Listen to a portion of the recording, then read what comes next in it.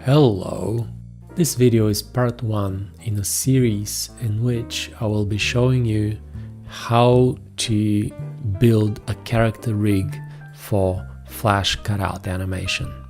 It's also a part of an article which has a lot more information in the written text, so if you've stumbled upon this video on YouTube, please follow the link below to the article itself. In this first video, I'll only say a few words about the design process, basically how I drew this rabbit, which will be cleaning up and rigging throughout this whole project.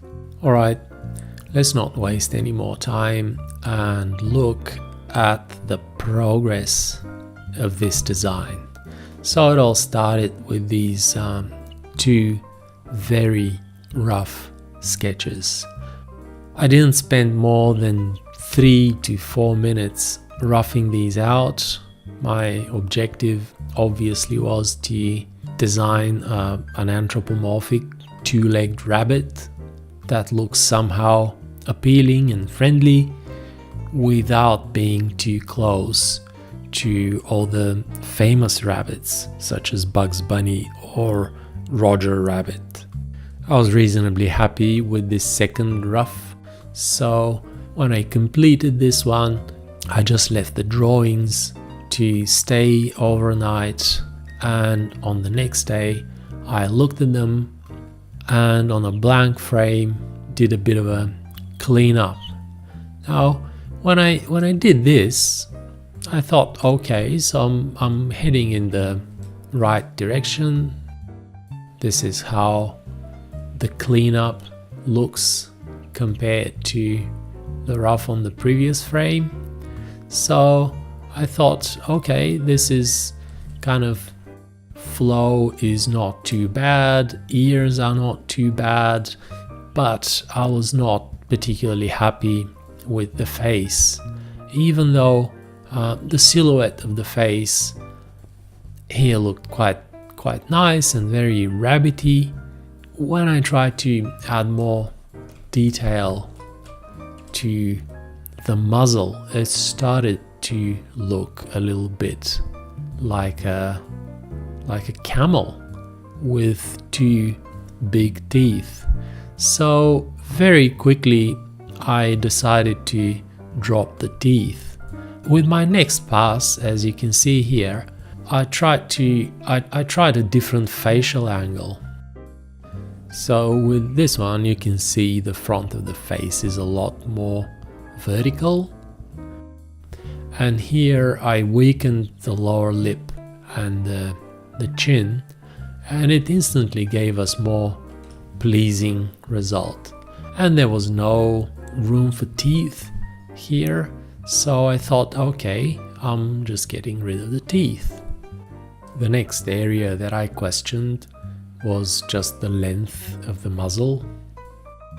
Not that it's a bad muzzle, it's definitely a rabbit, but I thought maybe it can be a little bit cuter if I can shrink this and make the cranial part more pronounced than the facial part. And I also was kind of curious to introduce a bit of a groove here, just like this. So I thought I'll explore a little bit. So I shortened this. As you can see here, I've kept the cranial part, and I've just very quickly tried shortening the frontal part of the muzzle. And then based on this, I went on and designed a little bit of a different type of nose and define this frontal part of the muzzle better. And as you can see, with 3 quick passes, I was actually quite happy with this face. It's a different face. It's a face that would serve me well. I didn't do any changes to the body at all. I just I worked toward having this kind of slightly shorter muzzle with more expressive nose.